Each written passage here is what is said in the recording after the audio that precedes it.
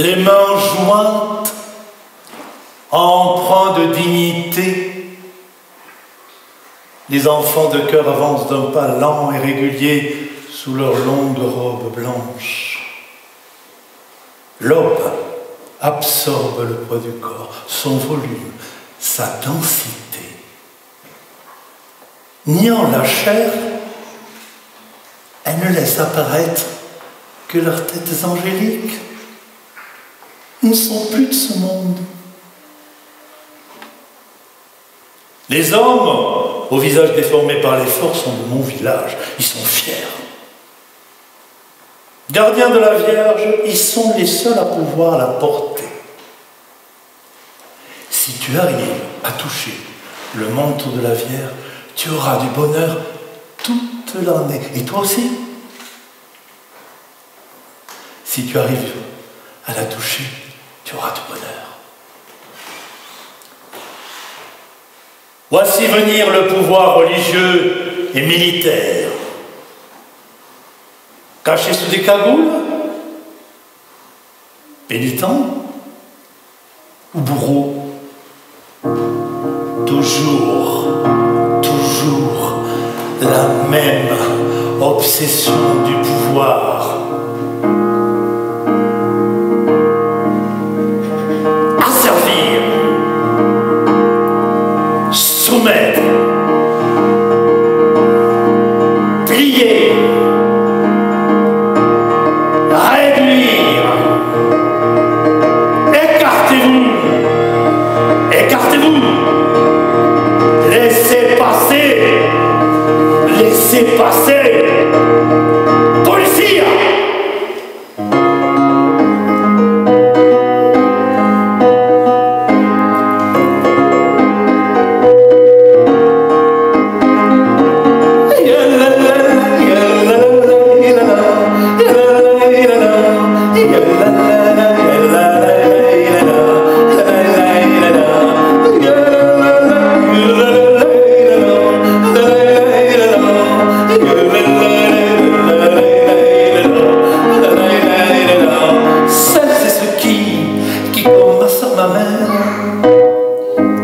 On fuit la terreur et les horreurs de la guerre.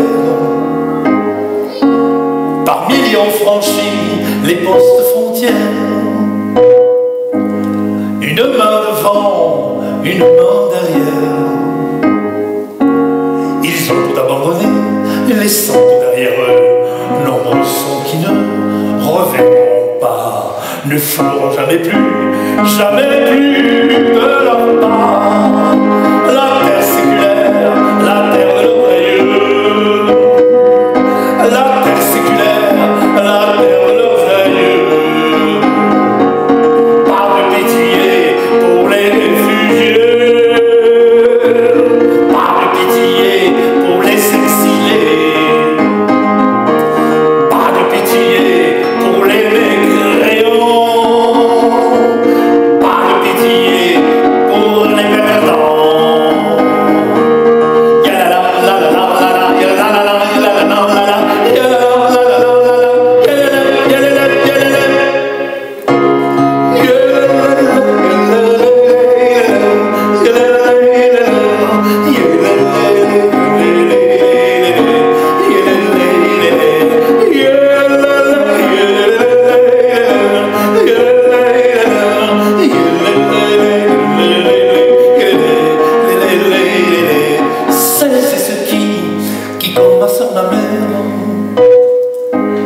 Des racines exilées sans le moindre repère, soumises aux aléas de la guerre, femmes outragées, violées, cabossées, ne sachant ni lire ni écrire, ne parlant pas un seul mot de français. Ces femmes rabaissées ont goûté au pire, à l'humiliante condition d'exilé, systématiquement par les riches exploités. Pas de pitié pour les perdants, pas de pitié pour les migrants.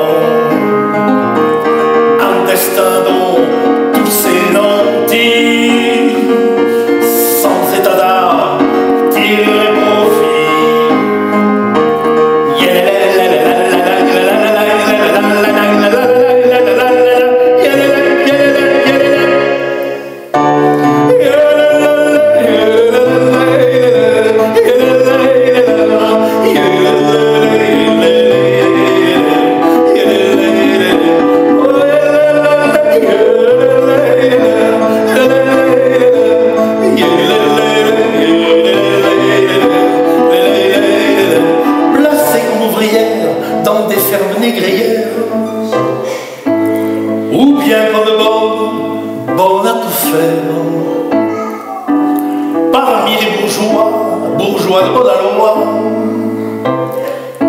filous et grigous au plus près de leurs gros sous. Toutes ces femmes-là n'avaient pas d'autre choix que d'accepter un sourire à la clé, cette vie de galérien, convenable à merci, payée pour un rien par ses lentilles, bien à l'abri aux persions de psy. Pas de pitié pour les perdants, pas de pitié pour les sans-dents.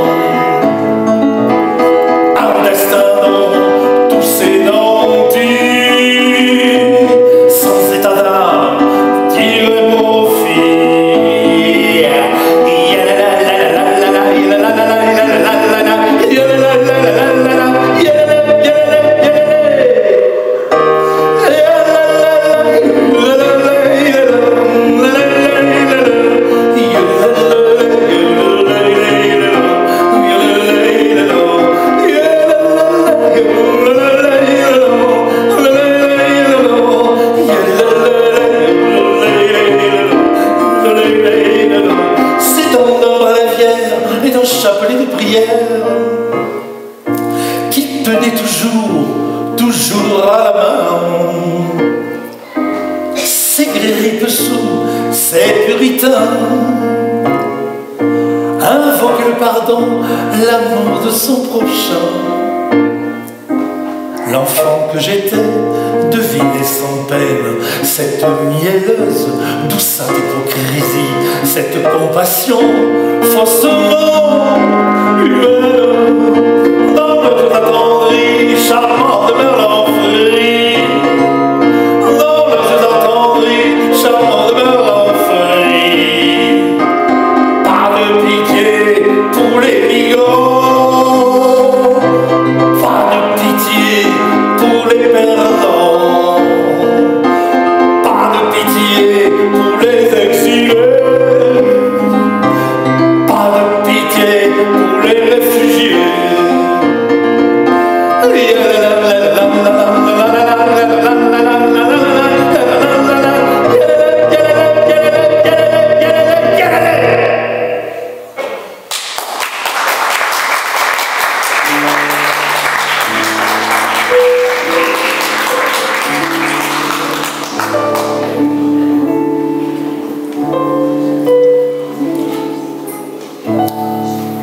Il était une fois un petit garçon qui s'appelait Enrique. Voici son histoire. Le soir, après l'école, Enrique tardait toujours à rentrer chez lui. Il savait qu'il allait se prendre une raclée. Mais tant pis, tant pis. Il reculait au maximum le moment et puis, ne pouvant faire autrement, il rentrait. Il encaissait les baffes de sa mère, et si elle était fatiguée, c'était son grand frère qui prenait le relais. Son père, il ne l'a pas connu. Il est mort un petit peu avant sa naissance. Que le père n'est pas là, enfant, on s'en forge de toutes pièces.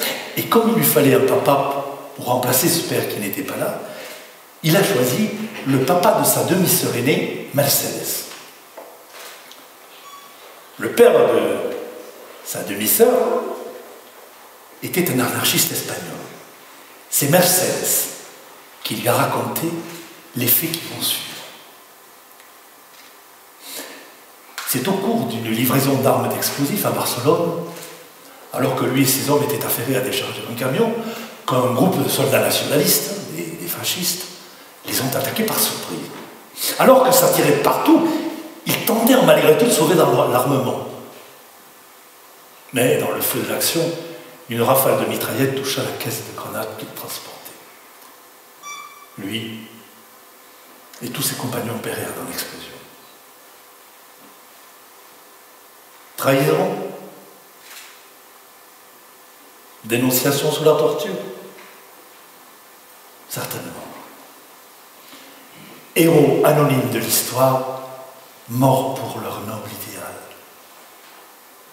Il ne lui en fallait pas plus. Très leste. Son imagination d'enfant fait le reste. Sans avoir à le chercher bien loin dans je ne sais quel héros de film américain, il se l'est choisi à portée de main, parmi les siens, son héros de père. Il savait qu'il se mentait, et qu'à lui-même il se mentait. Mais ça ne mangeait pas de pain.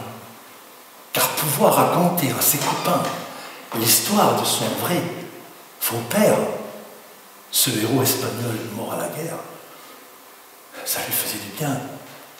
Il tenait son repère, lui, qui n'a jamais connu son vrai père.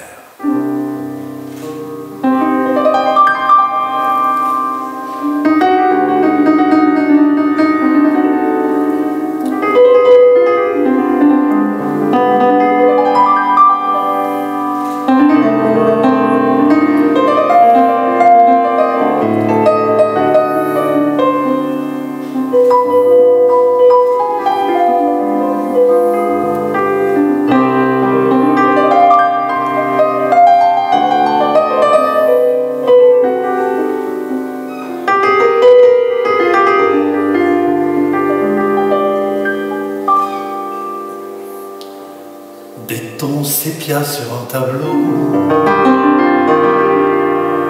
à mi-chemin de la photo,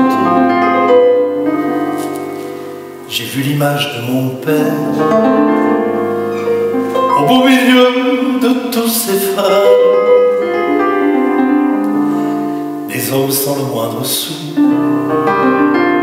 arrivent d'un peu de partout, se tenant bras dessus, des Basques, des Catalans, des Aragonais, des Andalous,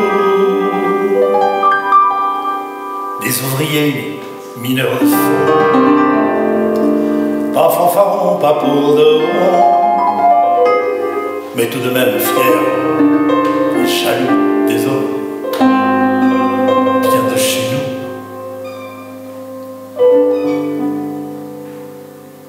Le rouge et noir, on aime bien. On dit de nous des moins que rien. Du fond du cœur, républicain. Anarchiste, ça convient.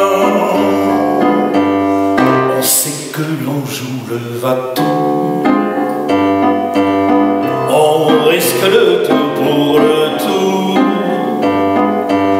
Juré, plus jamais à genoux. On va par le monde debout.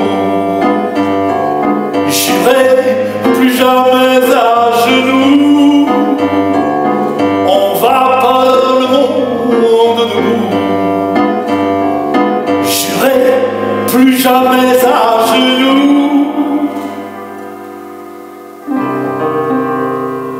Au milieu des hommes venus d'Andalousie apparaît mon père. Et à 2 pas derrière lui, ma mère, Marie. À califourchon sur ses hanches, je me penche et regardant mon père, je lui tends mes petits bras tout dorés. Mon père, ce héros plus qu'adoré.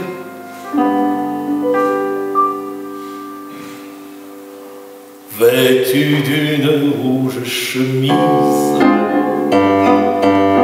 pantalon de velours frappé, de ses habits un peu passés, mais toujours propre et repassé, sous son chapeau tressé de paille, sa fière allure était de taille, à défier la terre entière, d'un seul battement de paupières, de sa veste poche du bas. Il tire une blague à tabac, un peu de papier qui en colle, puis entre ses doigts la cajole, puis entre ses doigts la cajole. quand il promène son regard sur ses compagnons d'armes, destin fait de sang et de larmes, il se dit qu'il n'est pas trop tard. Soudain, il se dresse, bien d'aplomb, tel un boxeur au son du gong.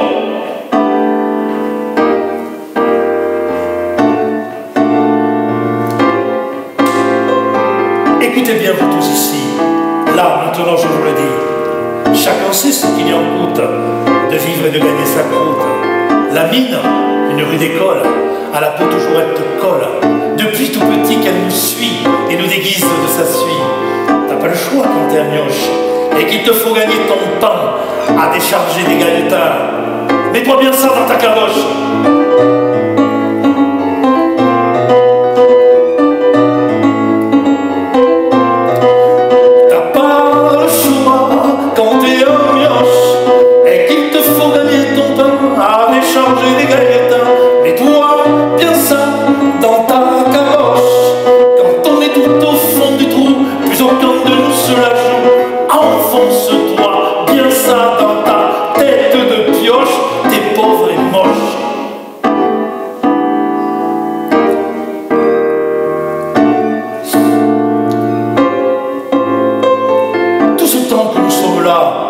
Serions-nous des mulets de bas, rien de plus que de braves bêtes, qui font oui d'une seule tête?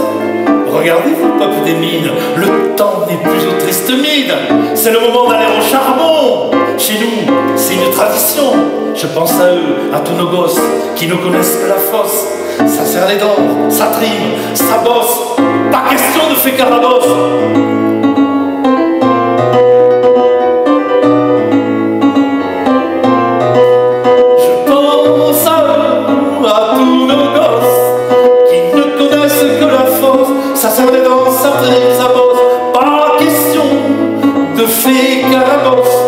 De citrouille qui devient carrosse, mais bien d'un cul de basse force, et il nous regarde sans rien comprendre. C'est ça la vie, autant vendre.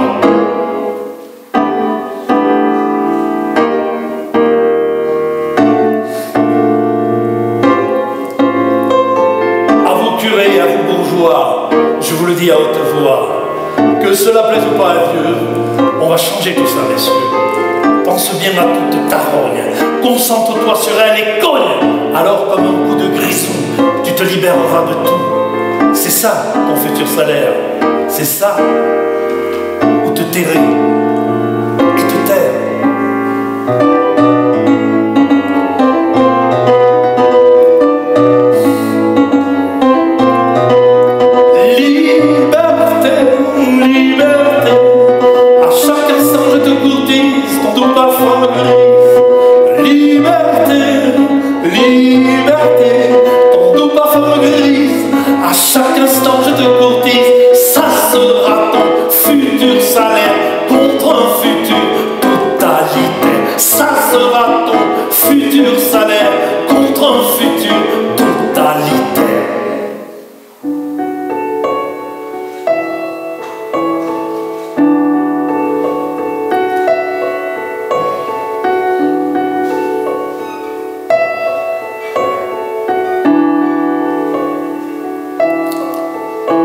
Assassin, voleur, exploiteur, plus jamais notre cœur ne connaîtra la peur. Assassin, voleur, exploiteur, plus jamais notre cœur ne connaîtra la peur. Assassin, voleur, exploiteur, plus jamais notre cœur ne connaîtra la peur.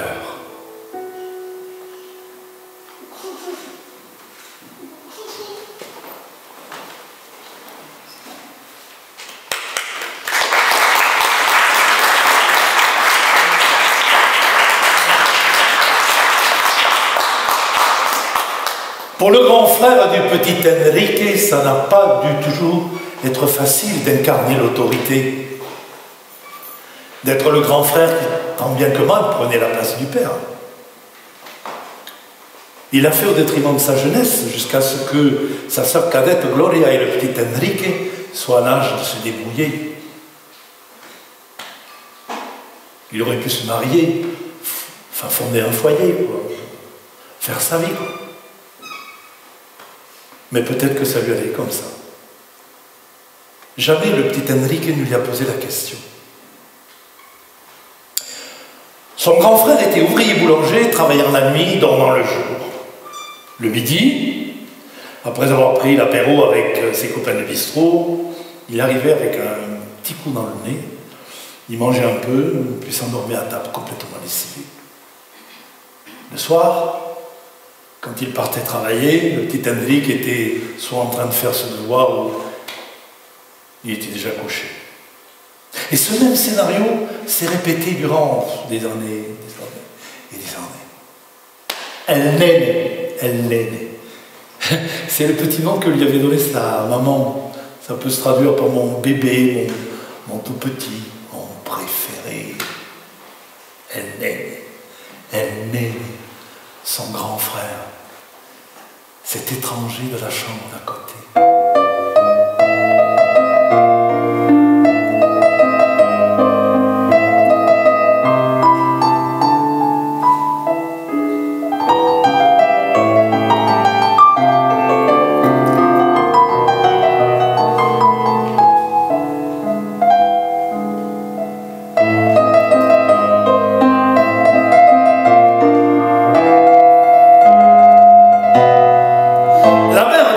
Enrique s'appelait Maria Purificación.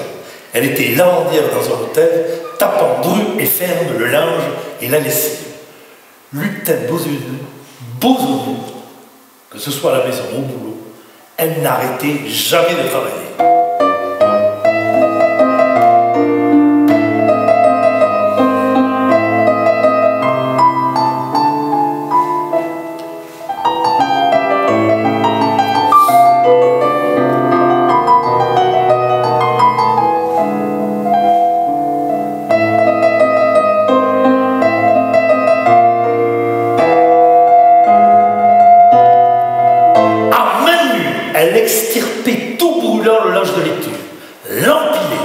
Saisissant l'énorme tas bras le corps, elle jetait le tout dans le lavoir. Après l'avoir abondamment rincé, elle l'essorait, puis très méthodiquement, elle le pliait et le rangeait dans une immense corbeille à l'usine.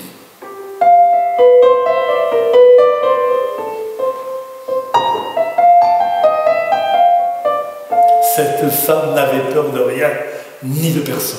Elle était faite en acier trempé.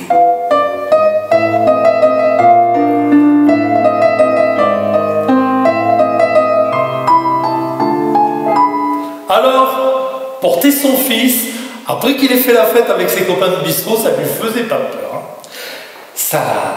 Il lui ceinturait vigoureusement la taille, et bras dessous, il remontait marche après marche la pente raide des escaliers, en s'accrochant à tout ce qu'il pouvait. Et croyez-moi, ça tanguait sérieux dans les escaliers.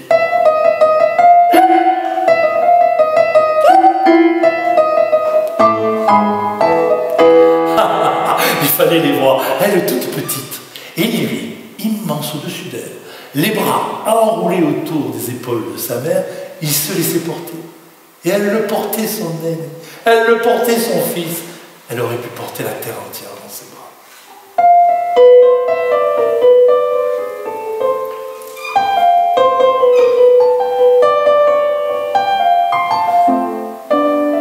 Quel couple incroyable il formait. Lui, vas-y que je chante, et que je rie, et que je parle fort.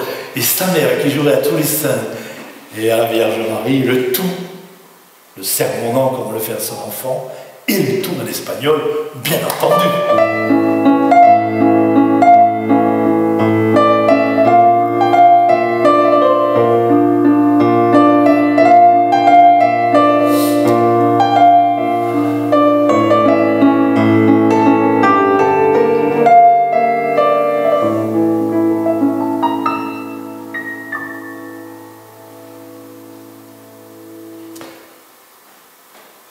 Ce n'est que beaucoup plus tard, grâce aux confidences de sa sœur cadette Gloria, que le petit Enrique a compris les raisons pour lesquelles son grand frère se mettait dans des états pareils.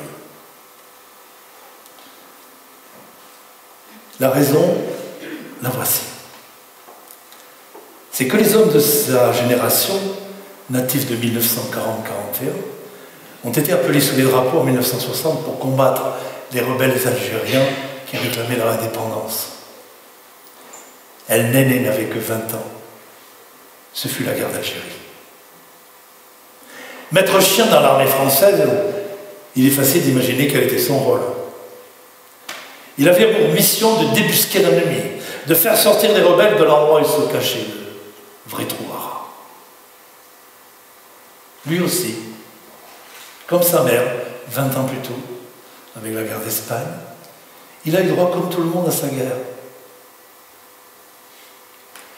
Quand son grand frère est parti en Algérie, le petit Enrique n'avait que 6 ans.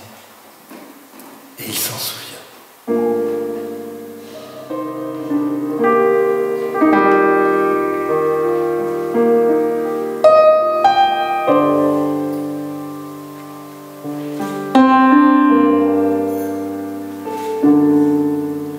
Pelotonné, tout au fond de son lit, il voyait sa mère et sa sœur Gloria assises, les oreilles collées à la radio, leur visage tendu par l'angoisse, elles écoutaient les dernières nouvelles de la guerre. Sa mère se tordait les mains en poussant de grands soupirs. Craignant qu'on lui annonce la mort de son fils à la radio, elle ponctuait les propos du commentateur par des « Ay, madre mia, ay, madre mia, ay, madre mia ». Et comme elle ne comprenait pas toujours les propos du journaliste, elle demandait à sa fille Gloria de les traduire. Ces rendez-vous radiophoniques avaient quasiment lieu tous les soirs, jusqu'au retour de son fils en France. Durant une très longue période, El Néné n'a rien voulu dire des 18 mois qu'il avait passés en Algérie. On sait que durant cette guerre, l'armée française a pratiqué intensément la torture sur les Algériens qui combattaient pour leur indépendance. Qu'avait-il fait? Qu'avait-il vu? Qui l'ont contraint à un pareil silence? Comme sa maman, El Néné s'est murée dans un silence rempli d'une sourde violence. Un dur travail de boulanger, conjugué à l'alcool, pour tenter de soigner, d'oublier les blessures et les traumatismes qu'a imprimé la guerre d'Algérie dans la tête du grand frère de petit Enrique et dans la tête de tous les jeunes hommes appelés sous les drapeaux. Mais voyez-vous, le petit Enrique aimait bien son frère quand il avait un petit coup dans le nez. Il était vivant, il était gai, il chantait.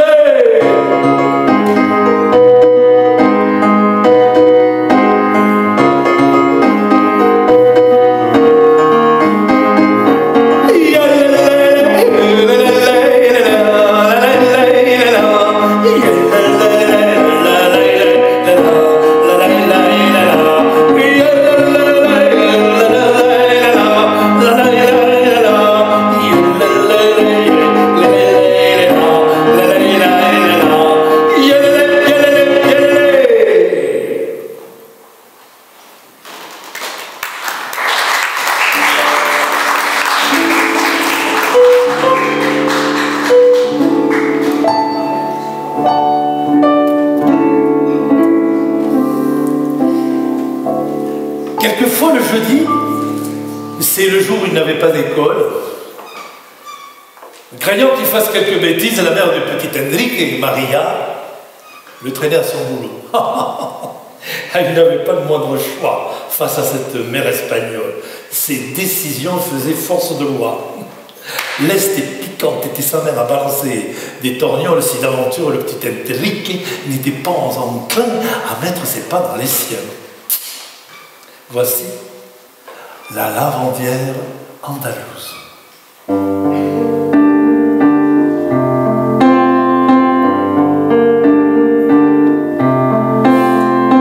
Lavandière dans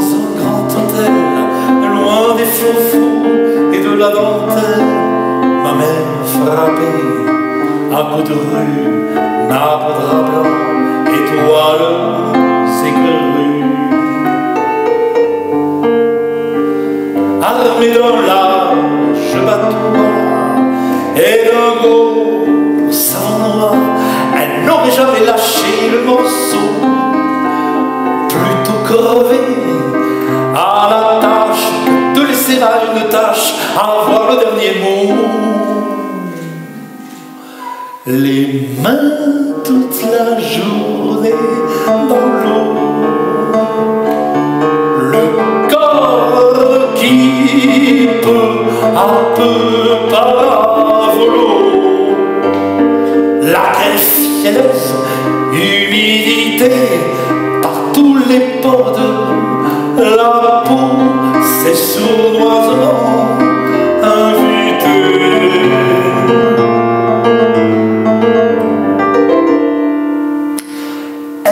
Faisait de drôles de grognements quand en main nue elle extirpait d'une monstrueuse lessiveuse le linge brûlant, éclatant et tout fumant.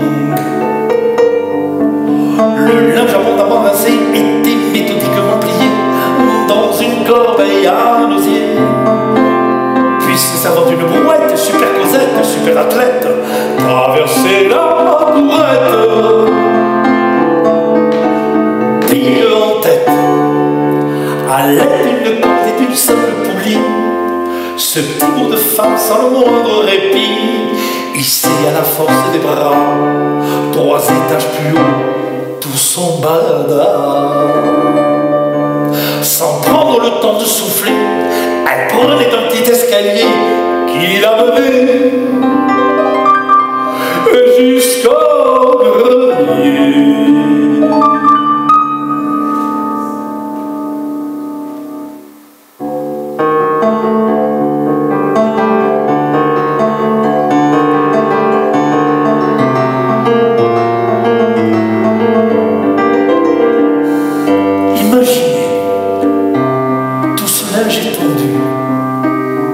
Merveilleusement blanc, l'ombre mouvante de ma mère qui se déplace.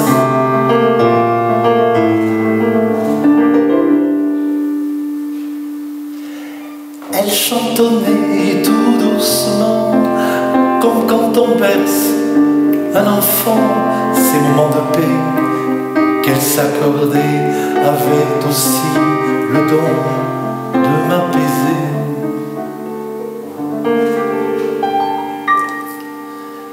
Les mains toute la journée dans l'eau, le corps qui peu à peu part à volo, la greffe fielleuse, humidité par tous les pores de la peau, c'est sournoisement invité.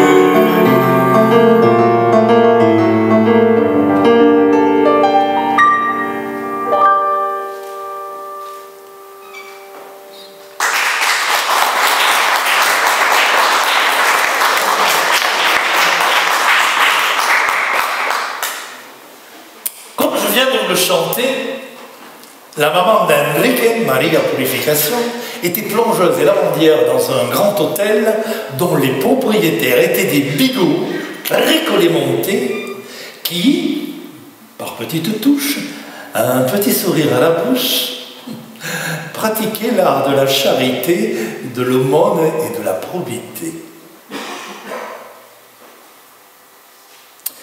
Tout en bas d'un imposant escalier, bien peigné, astiqué comme un sous-neuf, travesti d'une vraie tête d'œuf, les pieds joints dans ses petits souliers, le petit Enrique attendait ainsi, sage et bien poli, de jouer les bini-oui-oui. Tous les dimanches après-midi, c'était ordonné comme un rituel. Madame la patronne de l'hôtel lui octroyait le sou. En contrepartie, le petit Enrique devait accomplir certains devoirs, comme bien faire sa prière tous les soirs, obéir gentiment à sa maman, et à l'école, cessé d'être un garnement. Bien sûr qu'il acquiesçait à ses voeux, le petit Henrique, le fils de l'espagnol, le gueux, hein, ce sourd, il le voulait à tout prix, pardon. Aussi, il jouait la comédie du gentil gamin qui obéit. Oh oui, il est tellement attendrissant, oui. Oh oui, il est très attendrissant. Quand il ment, semblait dire à la patronne à sa mère Savonne. Elle se leva, réajusta sa jupe, et avec un petit sourire hautain, elle lui mit le sou dans la main. Ni elle ni lui n'étaient dupes. Ils jouaient un jeu de dupes. Jamais le petit Henrique n'a accompli ses devoirs comme bien faire sa prière tous les soirs, obéir gentiment à sa maman, et à l'école cesser d'être un garnement. Oh oui.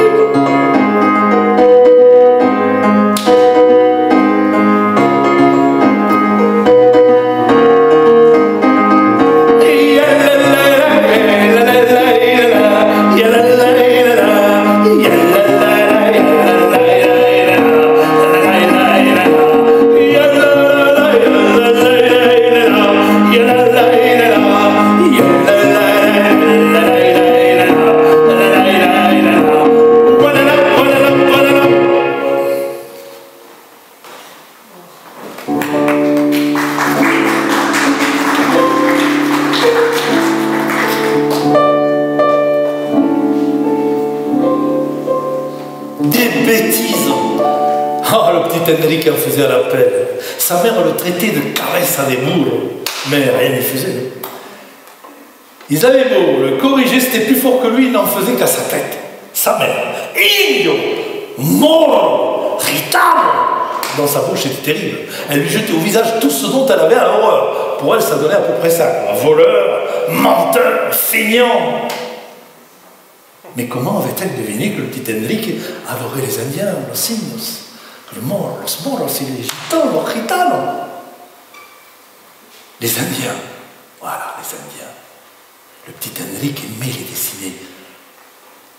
Il lui faut dessiner ce qu'il aime. Et les Indiens, il aimait les dessiner. D'ailleurs, il a toujours été un Indien parmi les cow-boys. Indio, moro, gitano, le taux rythmé par le va-et-vient de la pargata. La chaussure typiquement espagnole donnée à toute volée, sur les reins, sur les fesses, sur les cuisses, sur le dos, servant à inculquer les bonnes manières aux enfants nés dans une famille espagnole. Et après ça, le petit Henrique est parti au lit sans sou. Et tout seul,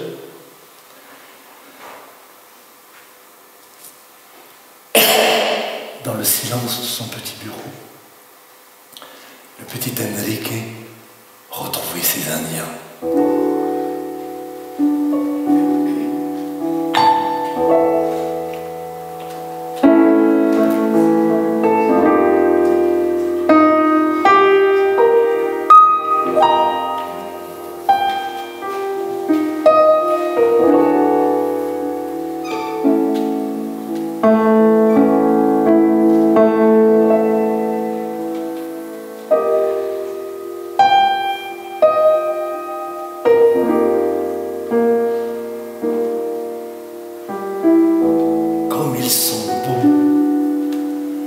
Leurs chevelures retirées en arrière, lustrées, lissées à la graisse de bison, coiffées d'une simple parure de plumes, 3, 4 ou plus.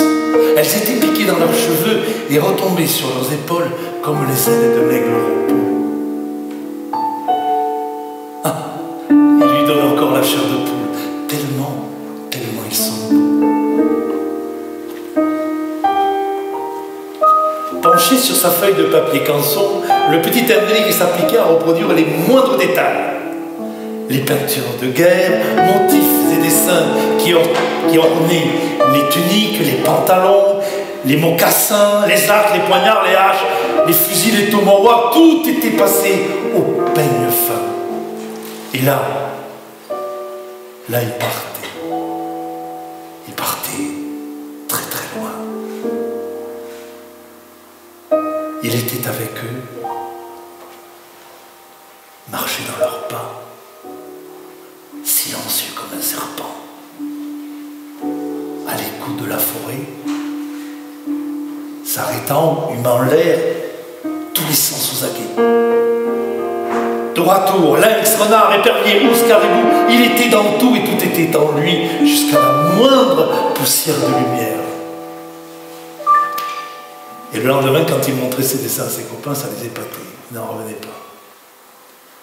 Mais le plus fort, c'est qu'à l'école, et Dieu sait qu'il était mauvais élève, toujours parmi les derniers, il jouissait malgré tout d'une considération toute particulière.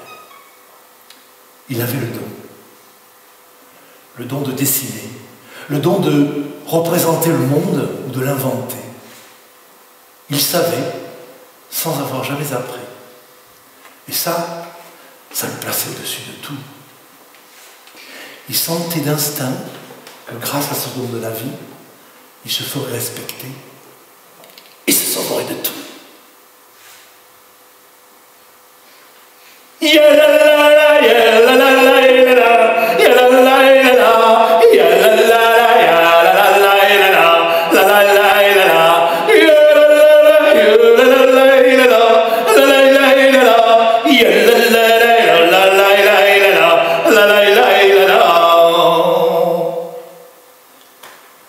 Nous sommes au début des années 60, du temps où le petit Henrik était un jeune écolier.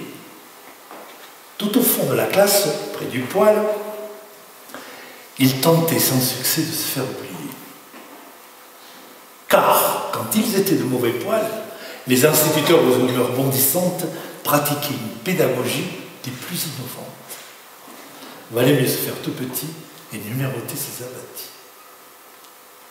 Très inventifs dans l'art des sévices, aux vertus, sans nul doute, bienfaitrices, les instituteurs leur apprenaient le calcul et l'orthographe à grands coups de pied au cul, à grands coups de paire de baffes. Et comme, variante à ces bonnes trempes, ils les hissaient sur la pointe des pieds par les petits cheveux fins des tempes. Et là, croyez-moi, c'était le pied.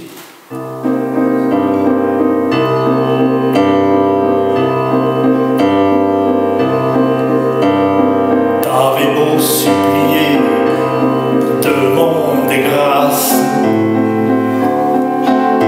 l'instituteur t'emportait dans une valse,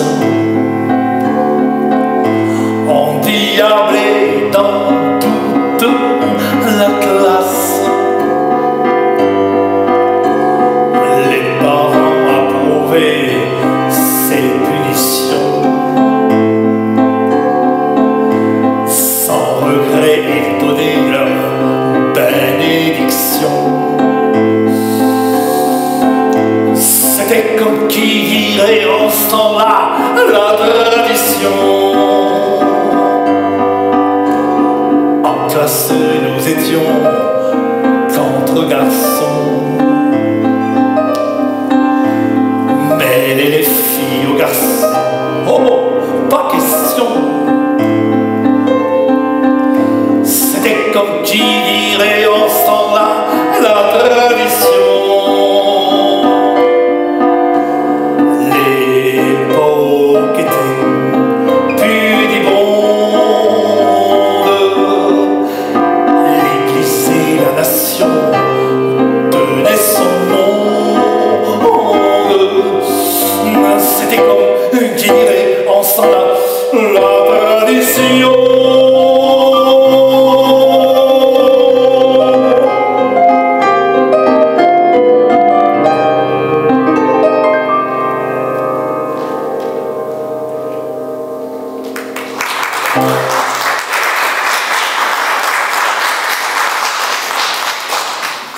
Un jour, un gamin a gratifié le petit Henrik d'un chapelet de mots infâmes, volontairement très méchant, un coup bas, qu'il a crucifié. C'est aux abords de l'école communale qu'a eu la provocation entre deux bandes rivales. On se cherche, on se fait face, on s'invective, on se provoque, on s'agace, puis, n'y en a pas par quatre chemins, un des gamins le crache à son venin. Allez, viens là, viens, amène-toi, oui, toi là, l'espagnol, là, viens, amène-toi. Mais viens, ah, tu fais moi le mariole là maintenant. Les Espagnols, là, comme toi, hors de chez nous, t'es qu'un Espagnol de merde. S'en suivirent de gros éclats de rire, des rires sardoniques de vampires. Ces mots, crachés au visage par un gamin de son âge, l'ont laissé groggy, sans voix, KO, dans un profond désarroi. Il sentit en lui un grand vide, son corps devenir rigide, son sang se figer dans ses veines, et sa peine se transformer en haine. Face à autant de violence, la gentillesse et l'innocence du bon petit gars qui respirait la joie s'est transformée en je ne sais quoi. Sa réaction fut des plus animales. Ses poings sont partis comme des balles. Il a tapé dans le tas.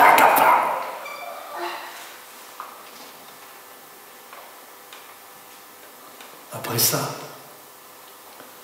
le petit Henrique est resté pantois, le corps parcouru d'un grand froid. Il venait à son corps défendant de se séparer de l'enfant. Un autre lui-même prenait place. Un autre lui-même, plus coriace.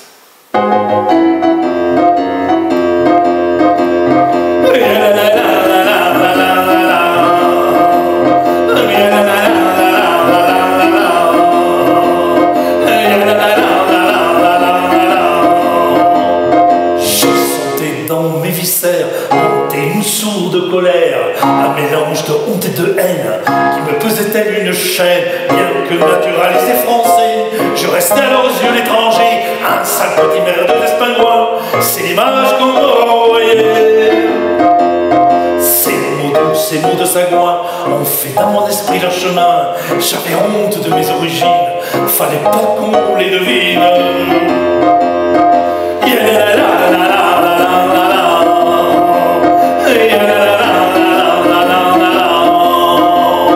Honte envers cette pauvre mère qui n'avait rien pour plaire, cette femme analphabète qu'on traitait comme une bête. Honte envers cette pauvre mère, honte d'être le fils d'une exilée, honte de paraître à ses côtés, de l'écouter parler mal le français. Pour plein d'exilés, ils ne l'ont jamais adopté. Pour le coup, ils ont inventé une langue des plus bariolées, mêlant l'espagnol au patois. Ma mère faisait feu de tout bois, plus une pensée de français, plus ou moins bien prononcée. Quant à son passé, son enfance, fallait tout endurer en silence. Pieds nus du haut de ses 6 ans, tout le temps, je la voyais en pleine cambrousse, petite sauvage andalouse, courir après les chefs et les moutons, par les plaines, les champs et les vents. Quant à la guerre d'Espagne, cette fille de la campagne, andalouse, secrète et fière, fut plus muette qu'une pierre. Les images qui la tourmentaient, cette colère qui surgissait, de sa main elle les chassait, tout ce noir passé l'irritait.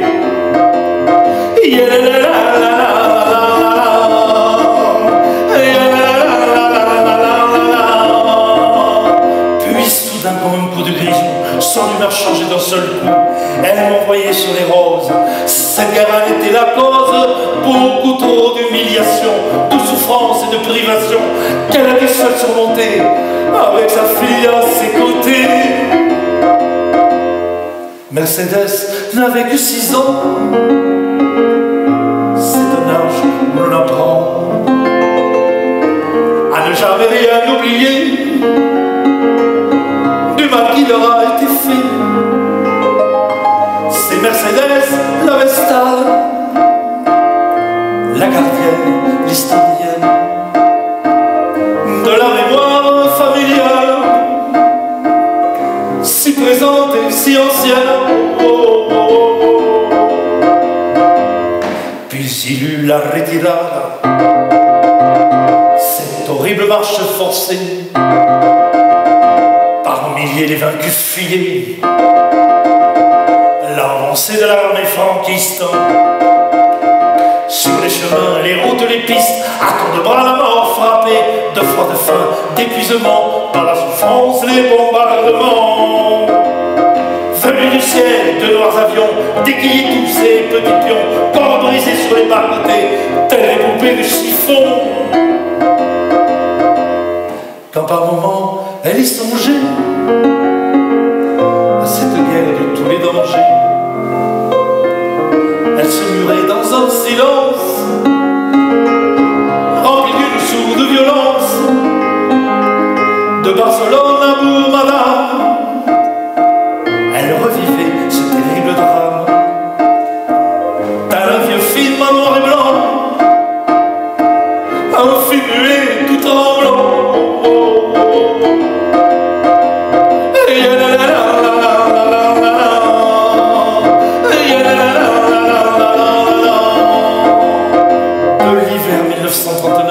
Dans ce camion bondé comme neuf, qui les a menés au cœur de la nuit, là où plus rien de lui.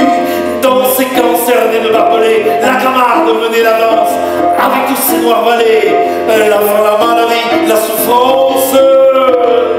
Quand un retour en Espagne, fini le rêve du pays de coca, le rouleau compresseur de l'histoire a rendu tout espoir illusoire. Quand par moments, elle y songeait à cette guerre de tous les dangers, elle se murait dans un silence rempli d'une sourde violence. Maman est partie avec ses secrets, elle ne parlait jamais de son passé, cadenassée ensevelie, avec elle à jamais enfouie.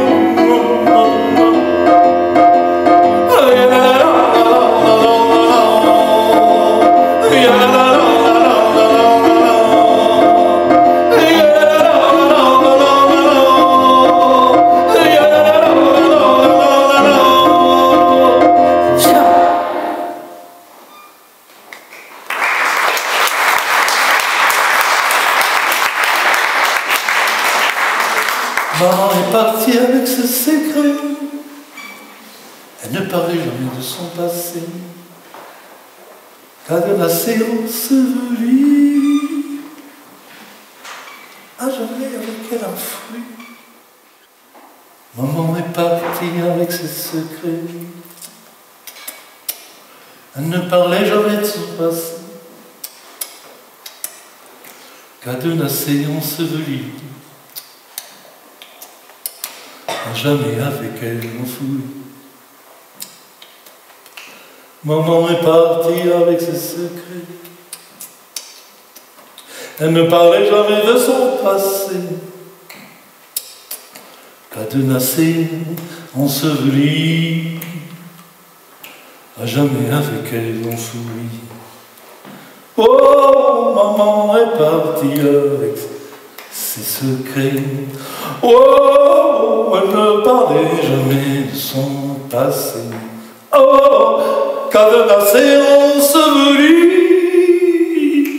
à jamais avec un fruit.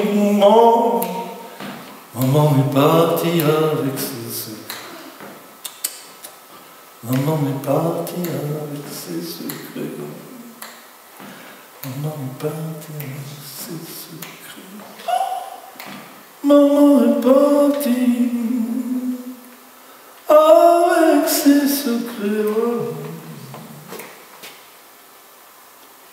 Pendant très longtemps, le petit Hendrik est resté silencieux. Jusqu'au jour où, rattrapé par le poids des secrets, le petit garçon devenu grand est allé à la rencontre de ce passé familial de lui-même pour savoir, comprendre qui il était, de quelle histoire si lointaine et si présente il venait. C'est auprès de sa sœur, sa demi-sœur aînée, Mercedes, aujourd'hui âgée de 85 ans, qu'il est allé recueillir cette mémoire toujours aussi vivante et demeurée intacte malgré les 82 ans qui sont écoulés depuis la retirada en février 1939. L'émotion à fleur de peau, passant constamment du rire aux larmes. Mère Mercedes lui racontait tous ces événements avec force de détails et d'anecdotes, comme s'il s'agissait d'événements qui étaient survenus la veille. Tel un alchimiste, le petit Henrik a transmuté la honte de ses origines en un sentiment de fierté. Pour lui donner forme, éclat et vie, il a ciselé toute cette mémoire enfouie par les mots, la poésie, les chansons et la musique. En finir avec l'obsession du pouvoir, quel qu'il soit. De soumettre, d'asservir, de plier, de réduire quiconque. C'est un homme debout qu'il avance dans la vie. Unique est son chant, unique est son cri.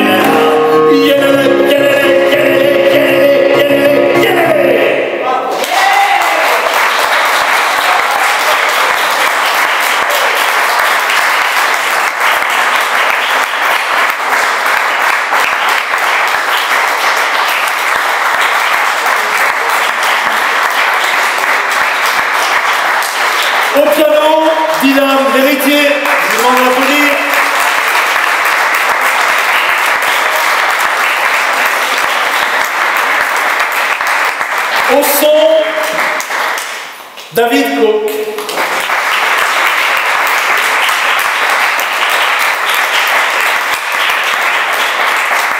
Florian Angile à la lumière. Et aussi au son. Allez, viens. Viens te montrer comme t'es mignon.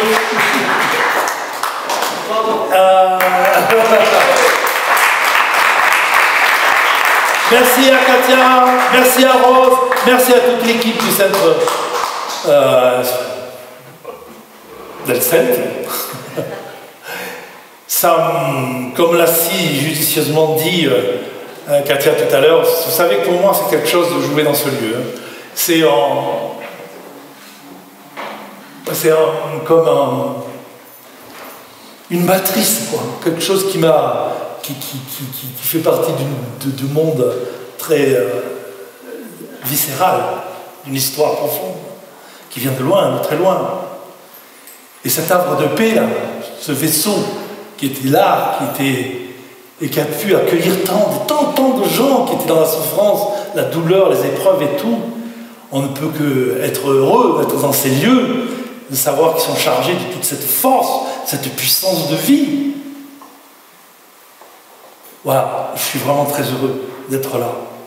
Et je remercie Katia et toute son équipe. Monsieur aussi, j'ai oublié de vous... Comment c'est votre prénom? Yvon. Yvon, qui est également... je vous demande d'appeler Yvon, aussi. Voilà. Et merci d'avoir partagé ce moment. Et j'espère que ce voyage dans l'enfance... Bien sûr, la retirada, chez chacun, c'est une perception très personnelle. Hein. que je vous ai donné à entendre et à voir. Mais en fait, ce dont je parle beaucoup dans ce spectacle, c'est l'après-Ritidala. L'autre, cette continuité de cette histoire, et comment elle a, au travers de tous ces hommes, ces femmes qui sont venus trouver refuge et protection en France, ils ont pu s'inscrire dans cette histoire. Je fais partie de ces générations qui se sont construits malgré beaucoup de difficultés dans le sens de l'acceptation, comme vous avez dû vous rendre compte, de cette origine qui m'a tant posé de problèmes enfant, dont je ne vous cache pas que j'étais en colère. J'étais en colère. J'étais un enfant en colère contre ces origines espagnoles. Tout ce qu'on me renvoyait, c'était de la merde, c'était négatif. Et quand je voyais comment ma maman était exploitée, ne sachant ni lire ni écrire, étant de petites conditions et tout ça, et comment je voyais cette exploitation, ça me rendait encore plus furax. J'ai mis longtemps avant que tout ça travaille en moi et fasse ce chemin, et que je puisse aujourd'hui vous l'offrir et vous faire ce cadeau que je me suis fait d'abord pour me reconquérir personnellement, et à votre tour de peut-être aussi quelque chose fait écho dans cette histoire que je vous ai racontée, et vous permettre aussi d'être fiers, d'être ce que nous sommes. Merci.